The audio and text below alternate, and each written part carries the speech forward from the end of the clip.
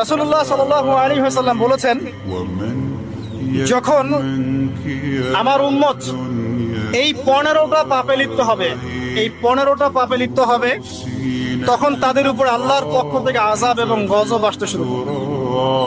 হাদিস আসলে অনেক আছে, কিন্তু সবগুলো বলার সময় থাকবে না। আমি মূল কয়েকটা বলছি, এগুলোর মধ্যে সব পড়ে যাবে ইনশাআল্লাহ। যখন আমার উম্মত এই 15টা কাজ করবে, তখন তাদের উপর আল্লাহর পক্ষ থেকে আযাব এবং গজব অবধারিত আসবে। এক নাম্বার পাপ যখন এই উম্মতের মানুষ করবে, যখন তারা গনিমতের মালকে ব্যক্তিগত সম্পদ মনে করবে। গনিমতের মাল বোঝেন? রাষ্ট্রীয় সম্পদ, পাবলিক প্রপার্টি। এটাকে যখন মানুষ ব্যক্তিগত সম্পদ মনে করে ব্যবহার করা শুরু, এটা কি মিল পাওয়া যায়? আচ্ছা। 2 নাম্বার, যখন কারো কাছে আমানত রাখা হবে, আমানত, এবং সে এটাকে ব্যক্তিগত সম্পদ মনে করবে। বুঝতে পারছেন?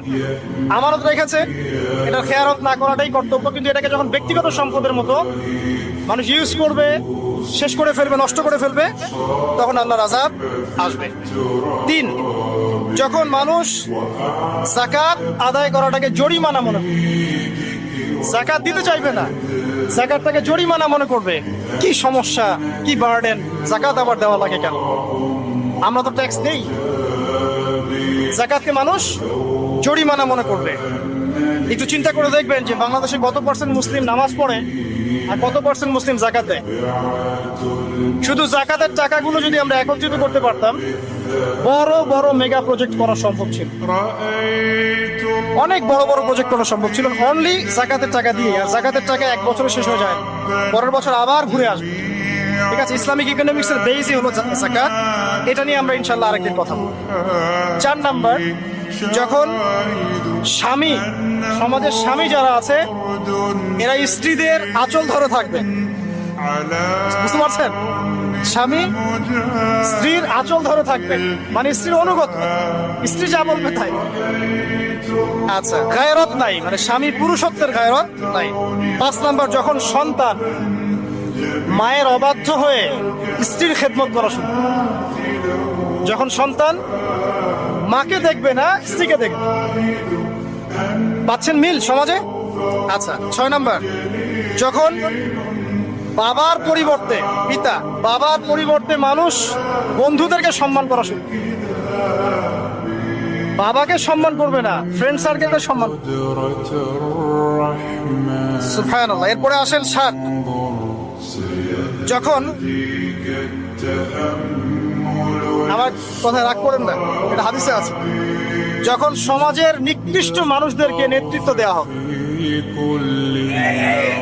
এটা হাদিসে আছে, সমাজের নিকৃষ্ট মানুষকে যখন নেতৃত্বের আসনে বসাবে মানুষ, তখন সমাজে আল্লাহর গজব আসবে। হাদিস তিরমিজি 2211 নম্বর। এরপরে 8, নবী সাল্লাল্লাহু আলাইহি ওয়াসাল্লাম বলছেন, যখন কোনো ব্যক্তিকে সম্মান করা হবে তার টর্চার থেকে বাঁচার জন্য। যখন কোনো মানুষের সম্মান করা হবে তার শাস্তি থেকে বাঁচার জন্য, মানে মানুষ মন থেকে সম্মান আসছে না, ভয়ে আপনি সম্মান করছেন। এই অবস্থা যখন আসবে, তখন আল্লাহর আযাব আসবে। তারপরে 9, যখন মসজিদের মধ্যে, দেখবেন অনেক মসজিদ আছে বাংলাদেশে, মসজিদের মধ্যে হট্টগোল বেড়ে যাবে, মসজিদের মধ্যে হট্টগোল বেড়ে যাবে, আর মসজিদগুলো হবে চাকচিক্যময়, হেদায়েত উঠে যাবে। মসজিদ হবে চকচকা, তাজমহলের মতো এক একটা, কিন্তু হেদায়েত উঠে যাবে, মসজিদে হট্টগোল বেড়ে যাবে। 11, যখন পুরুষেরা রেশমি কাপড় পরবে, পুরুষেরা সিল্কের রেশমি কাপড় পরবে। পুরুষের জন্য স্বর্ণ আর রেশমি কাপড় পরা হারাম। এখন পুরুষের অনেকে স্বর্ণ পরে, রেশমি কাপড় পরে, এটা মহিলাদের জন্য জায়েজ। এরপরে 12, যখন প্রকাশ্যে মদ্যপান করা হবে। মদ্যপানের মধ্যে ভাই সিগারেটও পড়ে, আপনার গাঁজা, ইয়াবা সবই পড়ে। যারা প্রশাসনে আছে, আমাদের এখানে অনেক ভাই প্রশাসনে আছে, তারা জানে যে মাদকদ্রব্য নিয়ন্ত্রণ করতে তাদেরকে কত হ্যাসেল করতে হবে। আর এমন এমন কেস আসে যে মানুষ আপনি কল্পনা করতে পারবেন। আমি একবার বলেছিলাম যে এমন একটা যুগে আমরা বাস করছি যে এমন পাপ মানুষ করছে এখন, যা না কোনো চোখ দেখেছে, না কোনো কান শুনেছে, না কোনো মন কল্পনা করেছে, এমন পাপ। যখন প্রকাশ্যে মদ্যপান করা হবে, এবং লাস্টের দুইটা হচ্ছে 13, যখন বাদ্যযন্ত্রের সংখ্যা বেড়ে যাবে, বাদ্যযন্ত্রের চর্চা বেড়ে যাবে, এবং সর্বশেষ যখন গায়িকাদেরকে সম্মান করা হবে, এবং উম্মতের শেষের দিকের লোকেরা, মানে আমরা উম্মতের প্রথম দিকের লোকদেরকে গালিগালাজ করব। বুঝতে পারলেন? যখন মাদকদ্রব্য প্রকাশ্যে পান করা হবে, যখন আপনার রেশমি কাপড় পুরুষেরা পরবে, যখন বাদ্যযন্ত্র তৈরি করা হবে, চর্চা করা হবে, এবং গায়িকাদেরকে সম্মান করা হবে, এবং যখন এই উম্মতের শেষের মানুষেরা উম্মতের প্রথম দিকের মানুষদেরকে গালিগালাজ করবে। সাহাবীরা কি জানতো?